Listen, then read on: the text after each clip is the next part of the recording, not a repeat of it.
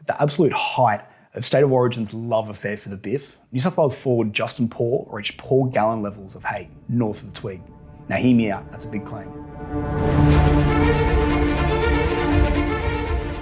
According to Poore, it's all a big misunderstanding.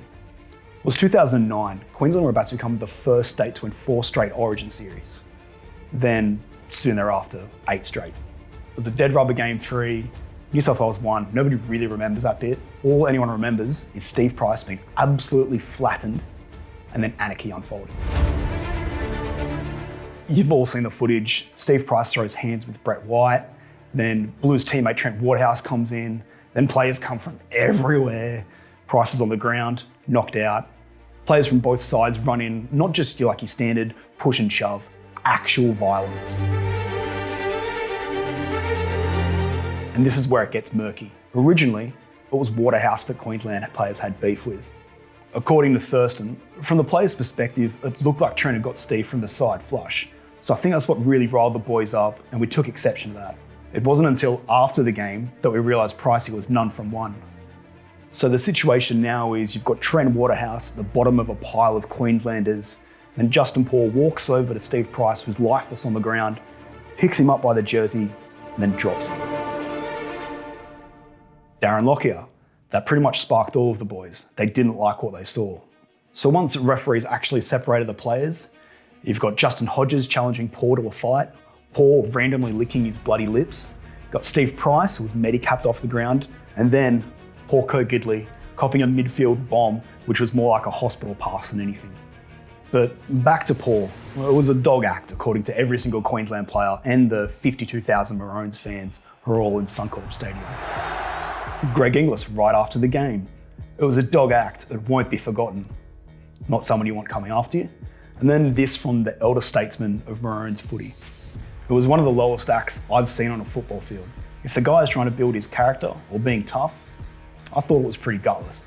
Huge disappointed dad vibes coming there from Pedro Sivanasiva, but he had more to say, this time from a Channel 9 interview. There are a few things that happened out there that most of us weren't happy with, so we've got some scores to settle.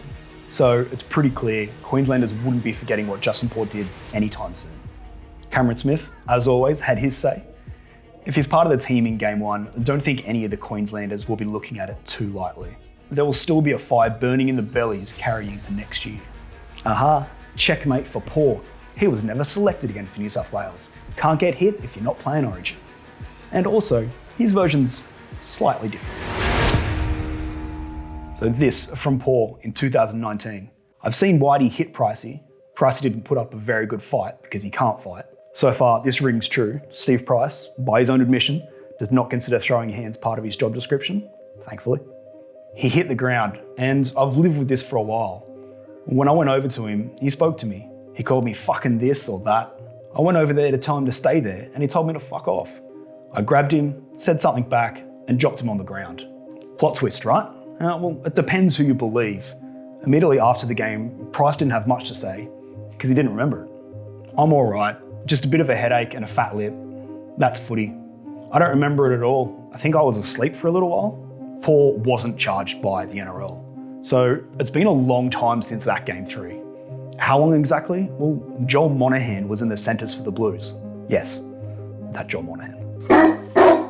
But Steve Price has still got some disappointed dad energy in him, but not for Brett White, for Justin Poore. The only one I was disappointed with was the boy that, when I was on the ground motionless, looked at me, then picked me up and dropped me. Justin Poore. That was Poore, pardon the pun. So who do you believe? Did Poore cop a rough deal, or does he deserve his spot as a bit of an Origin dog? Let us know in the comments below.